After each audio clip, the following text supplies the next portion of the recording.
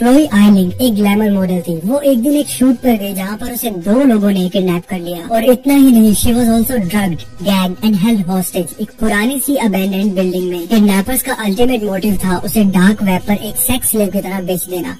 ये केस जितना सीधा लोगों को लगा उतना ये सीधा था नहीं। ये केस जब लोगों के सामने आया तो पूरी दुनिया के लोग हैरान रह गए। इस केस में इतने सारे ट्विस्ट एंड टर्न्स हैं कि आप भी सोच में पड़ जाओगे कि क्या सच है और क्या झूठ। वीडियो शुरू होने से पहले चैनल को सब्सक्राइब कर दीजिए। एंड आज का ये केस बहुत ही कंट्रोवर्शियल टॉपिक पर है, क्लोई आइलिंग की किडनैपिंग।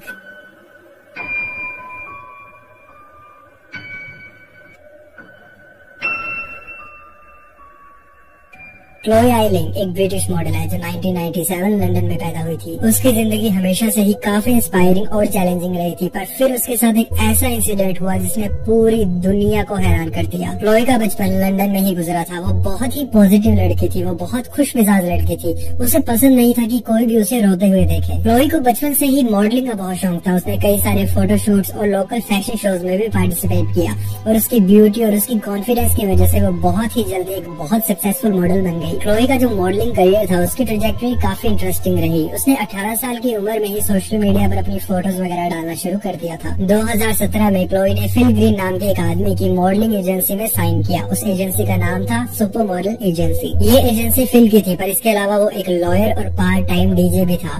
फिल की ये एजेंसी काफी नोटोरियस थी अपनी मॉडल्स को अनकन्वेंशनल चीजें करवाने के लिए। अनकन्वेंशनल कैसे, मैं समझाता हूँ। फिल अपनी मॉडल्स को हर तरह के कंट्रोवर्शियल शूट्स पर भेज देता था, चाहे वो कोई हाई एंड प्रोजेक्ट के लिए हो या फिर नेकेड जेलो रेसलिंग ही क्यों ना हो। फिल को बस पैसा कमाने से मतलब था। क्लोई ने थोड़े से टाइम में ही इस इंडस्ट्री में अपने लिए काफी बड़ा नाम बना लिया था। उसके शुरुआती कुछ शूट्स के बाद ब्रांड्स उससे खुद अप्रोच करते थे, वो खुद उसके साथ काम करना चाहते थे। एंड ये बहुत बड़ी बात है, स्पेशली मॉडलिंग इंडस्ट्री में जो कि इतनी सैचुरेटेड है। क्लोई एक पेज 3 मॉडल थी, जिसका मतलब है उसकी टॉपलेस पिक्चर्स ब्रिटेन के कई पॉपुलर टैबलॉइड्स के 3rd पेज पर प्रिंट होती थी। उसके हर एक शूट के बाद उसकी पॉपुलैरिटी बस बढ़ते ही जा रही थी। एंड शी मेड श्योर कि वो रोज ना रोज अपने इंस्टाग्राम पे कुछ ना कुछ पोस्ट जरूर करे। देखते ही देखते मार्च 2017 तक उसके इंस्टाग्राम पर 1.5 लाख से भी ज्यादा फॉलोअर्स हो गए थे और वो सिर्फ फोटोशूट से ही साल के 50,000 पाउंड्स बनाने लगी। जैसा कि मैंने कहा, वो इंस्टाग्राम पर काफी एक्टिव थी और अपनी हर एक छोटी चीज सोशल मीडिया पर पोस्ट करने से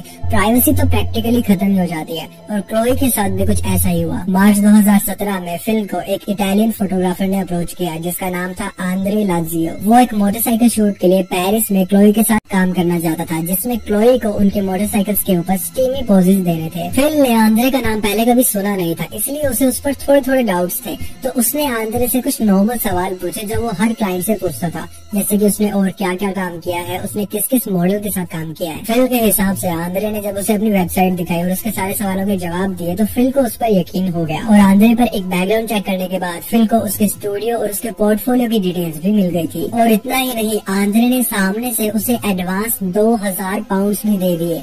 शायद इसीलिए फिल को उस पर पूरा भरोसा हो चुका था। तो फिल ने इस शूट के लिए हाँ कह दिया। पर क्लोई जब ये शूट करने के लिए पेरिस पहुंची तो आंद्रे ने फॉर सम रीजन ये शूट कैंसिल कर दिया। उसने कहा कि उसके स्टूडियो को किसी ने लूट लिया है और अंदर तोड़ फोड़ मचा दी है। आंद्रे के लिए ये बात काफी ज्यादा एम्बैरेसिंग थी और उस चीज के लिए उसने फिल से माफी भी मांगी। और इतना ही नहीं, आंद्रे क्लोई से मिला भी और उसने उसके टैक्सी के एक्सपेंसेस भी दिए ताकि वो सेफली एयरपोर्ट तक पहुंच सके। ये सब उसने किया फिल को अपना प्रोफेशनलिज्म दिखाने के लिए, उसका ट्रस्ट गेन करने के लिए। और जाहिर सी बात है, फिल ने उसकी अपॉलॉजी एक्सेप्ट कर ली। कुछ टाइम बाद आंद्रे उन्हें फिर से अप्रोच करता है फोटोशूट के लिए और इस टाइम वो पूरी तैयारी के साथ था। उसने अपने स्टूडियो की कुछ फोटोज भी भेजी जो बिल्कुल एक प्रोफेशनल सेटअप जैसा लग रहा था। इतना ही नहीं, उसने सामने से एजेंसी को 2000 पाउंड्स की पेमेंट भी कर दी टू मेक श्योर कि शूट पर क्लोई ही आए। ये शूट 12 तारीख के लिए शेड्यूल किया जाता है और क्लोई वहाँ एक दिन पहले पहुँच जाती है होटल गैले में। और इसके बाद कुछ बहुत ही शॉकिंग होता है। क्लोई की जो माँ होती है वो फिल के पास जाती है ये कंप्लेन लेकर कि क्लोई गायब हो गई है। एक्चुअली क्लोई अपनी माँ के साथ रहती थी, तो वो जब भी शूट्स पर बाहर जाती थी तो वो शूट से पहले, शूट के दौरान और शूट के बाद अपनी माँ को कॉल करती रहती थी। पर इस बार ना तो क्लोई का कॉल आया और ना ही क्लोई ने कोई कॉल उठाया। फिल उसकी माँ को समझाता रहा, उन्हें शांत करने की कोशिश करता रहा और उनसे कहता रहा कि क्लोई वहाँ आंद्रे के साथ है और बिल्कुल सेफ है। फिल ने खुद भी क्लोई को कांटेक्ट करने की काफी कोशिश की पर उसके सारे कॉल्स वॉइसमेल पर जा रहे थे। फिल उसके लिए लिए बहुत सारे मैसेजेस छोड़ता है ताकि वो कोई भी तरीके से क्लोई तक पहुंच सके, पर पूरा दिन बीत जाता है और क्लोई का सामने से कोई भी जवाब नहीं आता। अब फिल को भी बहुत टेंशन होने लगी थी। क्लोई अपने काम को लेकर बहुत सीरियस थी, बहुत प्रोफेशनल थी, तो यूं बिना बताए डिसअपीयर हो जाना उसका नेचर नहीं था। तो फिल को लगा कि शायद उसका फोन एयरप्लेन मोड पर होगा। उसी दिन फिल ने क्लोई की रिटर्न टिकट भी बुक करा रखी थी ताकि शूट होने के बाद वो आराम से वापस आ सके, पर उसका क्लोई से कांटेक्ट नहीं हो पा रहा था। तो टेंशन में आकर उसने एयरलाइन एजेंसी को कॉल किया ये पता करने के लिए कि क्लोई ने अपनी फ्लाइट बोर्ड की या नहीं। लेकिन एजेंसी की तरफ से जो उसे इन्फॉर्मेशन मिली वो बहुत ज्यादा शॉकिंग थी। उन्होंने कहा कि फ्लाइट तो कब की टेक ऑफ कर चुकी है और क्लोई उसमें नहीं है। फिल अब बहुत टेंशन में था, पर कहीं ना कहीं उसे अभी भी उम्मीद थी कि शायद क्लोई का शूट जो है वो एक्सटेंड हो गया हो, या फिर वो किसी दूसरे देश में घूम रही हो, या फिर वो शायद क्लबिंग चली गई होगी, या फिर टाइम जोन के डिफरेंसेस की वजह से वो शायद बात नहीं कर पा रही होगी। पर उसकी ये उम्मीद भी जल्द ही टूटने वाली थी। अगले दिन सुबह 10 बजे उसे ब्लैक डेथ ग्रुप की तरफ से एक ईमेल आता है जिसके अंदर उन्होंने रैंसम की डिमांड की थी, मतलब वो क्लोई के बदले पैसे मांग रहे थे। उस ईमेल में साफ साफ लिखा हुआ था कि ये पैसे इकट्ठे करने बहुत जरूरी है, और उस ईमेल के अंदर 3 लोगों के नाम भी लिखे हुए थे, और वो नाम थे Dave read, Paul Baxendale walker और रोरी मकार्थी। फिर ये बात समझ गया था कि क्लोई ने उन तीनों के नाम इसीलिए दिए होंगे क्योंकि उसे लगा कि वो तीनों शायद उसकी कुछ मदद कर पाएंगे। और थोड़ी रिसर्च करने के बाद उन्हें पता चला कि ये तीनों एक्चुअली काफी वेल्दी बिजनेसमैन थे जिनका आपस में तो कोई रिलेशन नहीं था, पर इन्होंने क्लोई के साथ पहले काम किया था और वो क्लोई को जानते थे। तो क्लोई ने उनके नाम इसीलिए दिए होंगे क्योंकि रैंसम की अमाउंट बहुत बड़ी होगी और उसे लगा कि ये वेल्दी बिजनेसमैन एक बार उसका वो रैंसम पे कर देंगे उसकी जान बचाने के लिए। पर वेट अ मिनट, इस ईमेल की सबसे ज्यादा शॉकिंग बात तो ये थी कि उसके किडनैपर्स ने एंड में ये लिखा था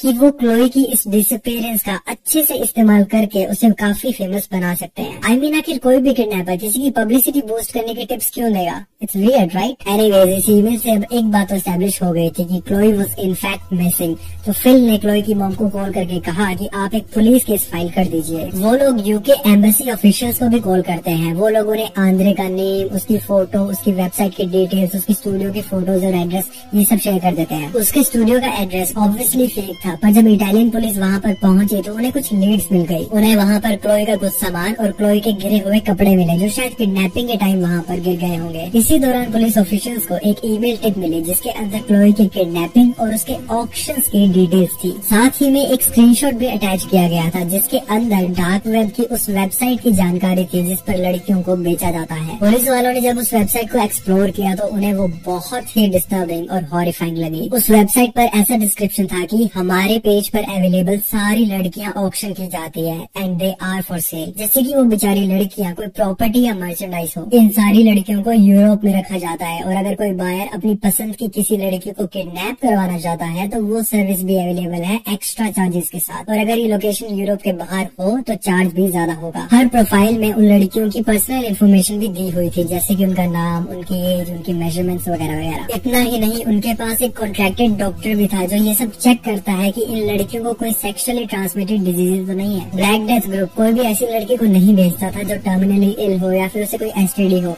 या फिर वो प्रेग्नेंट हो या फिर उसका कोई बच्चा हो। ये लोग यूरोप के अंदर लड़कियों की फ्री डिलीवरी करते थे पर यूरोप के बाहर इनके एक्स्ट्रा चार्जेस थे, और किसी भी लड़की को खरीदने के लिए इनकी काफी स्ट्रिक्ट गाइडलाइंस थी। इन सभी लड़कियों की प्रोफाइल के बीच एक प्रोफाइल क्लोई की भी थी।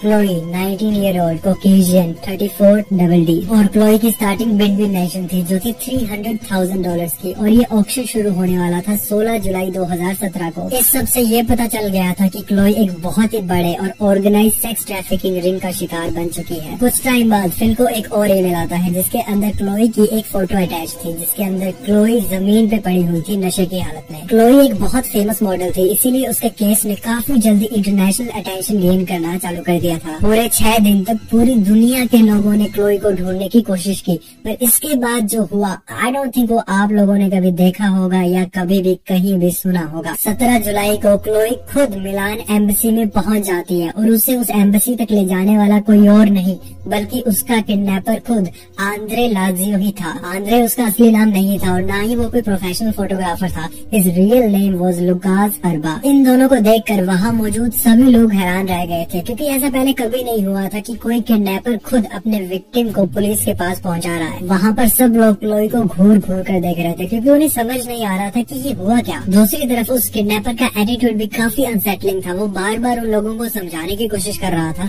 कि वो सिर्फ एक दोस्त है, पर वो लोग कहीं ना कहीं समझ गए थे कि कुछ तो गड़बड़ है। क्लोई ने उन ऑफिशियल्स को बताया कि वो जैसे तैसे अपने किडनैपर से बचकर भाग गई और भागने के बाद उसने अपने दोस्त को कॉल कर दिया और वो दोस्त उसे इस एम्बेसी में ले आया। आखिर क्लोई अपने किडनैपर के लिए कवर क्यों कर रही थी? और इसके बाद जब पुलिस वालों ने क्लोई से पूछा कि उसके दोस्त का नंबर क्या है जिसपे तुमने कॉल किया था, तो क्लोई उन्हें बता नहीं पा रही थी because it was obviously a lie. Chloe eventually अपनी किडनैपिंग की सारी डिटेल्स ऑफिशियल्स को बता देती है, पर वो उसमें एक बहुत ही इम्पोर्टेंट चीज स्किप कर देती है जो बाद में उसके खिलाफ काफी सारे सस्पिशंस रेज करती है। एक्चुअली एम्बेसी पहुंचने से पहले क्लोई लुकास के साथ शॉपिंग करने गई थी और ये डिटेल छुपाने की वजह से सबको उस पर बहुत डाउट हो जाता है और क्लोई की कहानी का सच, उसके इंटेंशंस और भी ज्यादा क्वेश्चनेबल हो जाते हैं। सब लोगों के दिमाग में बस एक ही चीज आती है कि क्या ये सच में कोई किडनैपिंग थी, कहीं ये कोई सेटअप या कोई ड्रामा तो नहीं था। क्लोई की स्टेटमेंट के बाद पुलिस लुकास को अरेस्ट कर लेती है और वो बंदा अपनी स्टेटमेंट में कुछ और ही बताता है। वो बोलता है कि क्लोई और वो एक क्रिमिनल कॉन्स्पिरेसी में फंस चुके हैं और ये सब बस एक स्कीम है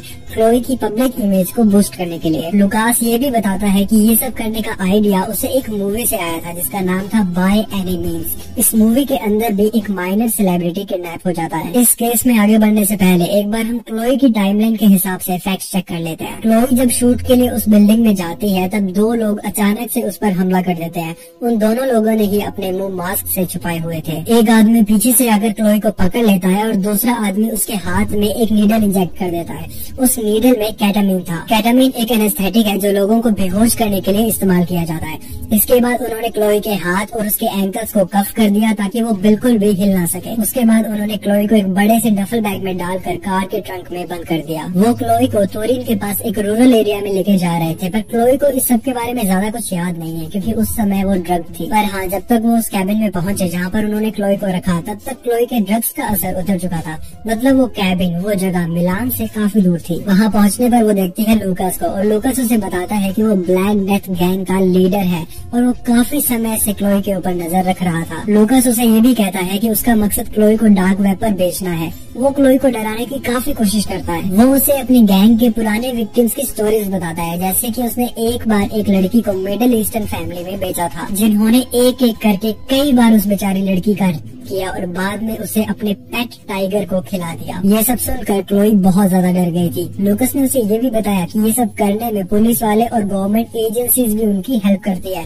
तो वो वहाँ से भागने की तो बिल्कुल भी ना सोचे और अगर वो इस हफ्ते के एंड तक उन्हें $3 लाख नहीं देगी तो वो उसे भी बेच देंगे। क्लोई ने उन्हें कहा कि उसकी फैमिली के पास इतना पैसा नहीं है और इसके बाद उसने उन्हें उन 3 बिजनेसमैन के नंबर दे दिए जो ओरिजिनल ईमेल में लिस्टेड थे। पर इस कहानी में दोबारा एक बहुत बड़ा ट्विस्ट है। क्लोई के किडनैपर्स ने उस पर इतनी रिसर्च की पर उन्हें ये नहीं पता था कि क्लोई का एक्चुअली में एक बच्चा है।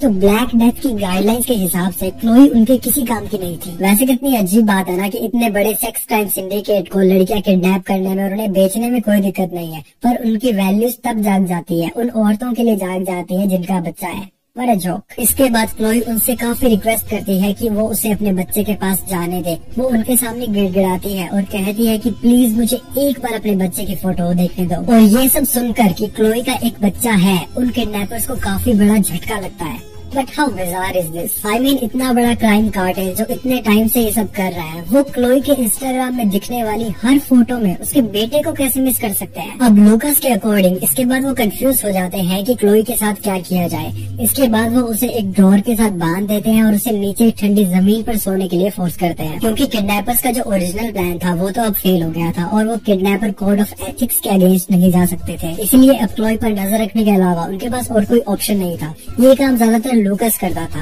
और क्लोई को लूकास को देखकर ऐसा लगा कि शायद लूकास को उस पर क्रश है। इसके बाद क्लोई ने पूरी कोशिश की कि वो कैसे न कैसे लूकास को अपने प्यार में फंसा ले।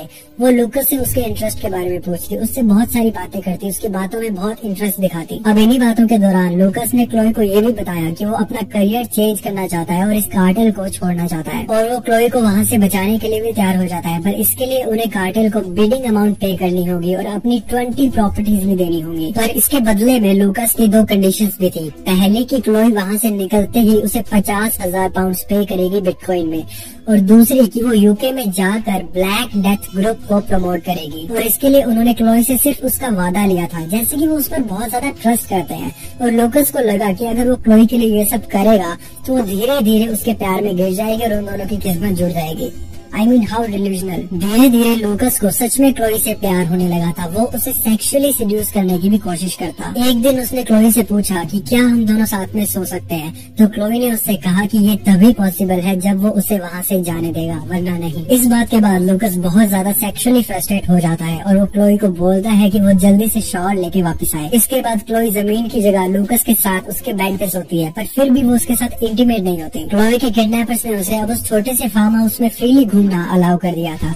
पहले तो क्लोई ने अपनी स्टेटमेंट में ये कहा कि लूकास और उसका भाई माइकल वो उसे ठीक से खाना नहीं देते थे, उसे भूखा रखते थे, पर बाद में उसने अपनी स्टेटमेंट चेंज कर दी। उसने कहा कि लूकास उसके लिए बहुत सारे कपड़े लाता था, चॉकलेट्स लाता था, उसके लिए बहुत सारे गिफ्ट्स लाता था, इस उम्मीद में कि शायद ये सब लेकर क्लोई उसके साथ सेक्स कर लेगी। इवन तो क्लोई वहाँ पर घूम सकती थी, पर उसने कभी भी वहाँ से भागने की कोशिश नहीं की, क्योंकि उसे डर था कि अगर वो भागकर कहीं गई और कार्टेल ने उसे दोबारा पकड़ लिया तो इस बार तो वो उसे सच में मार देंगे। क्लोई ने अपनी स्टेटमेंट में बताया कि वो किडनैप होने के बाद पहली बार बाहर तब निकली थी जब उसने लूकास को कन्विंस किया उसे एम्बेसी ले जाने के लिए। उसने लूकास को कहा कि अगर लूकास उसे वहाँ से जाने देगा तो वो किसी को भी इस बारे में नहीं बताएगी, साथ में वो रैंसम का सारा अमाउंट लूकास को दे देगी। इतना ही नहीं, वो लूकास को फ्यूचर के प्रोमिसेस भी देने लगी, उसे होप्स देने लगी कि यहाँ से बाहर निकलने के बाद वो दोनों साथ रह पाएंगे। ये सब सुनकर लूकास क्लोई का ऑफर एक्सेप्ट कर लेता है और उसे एम्बेसी तक छोड़ने के लिए तैयार हो जाता है, पर साथ में वो उसे धमकी भी देता है कि अगर उसने पैसे देने में देरी की तो वो एक क्राइम लॉर्ड है और वो उसे कभी भी दोबारा कैप्चर करवा सकता है। इसके 3 घंटे बाद वो दोनों एम्बेसी में पहुंच जाते हैं, पर वो 2 घंटे पहले पहुंच गए थे, इसलिए वो पास के एक रेस्टोरेंट में जाते हैं वहाँ पर ब्रेकफास्ट करने।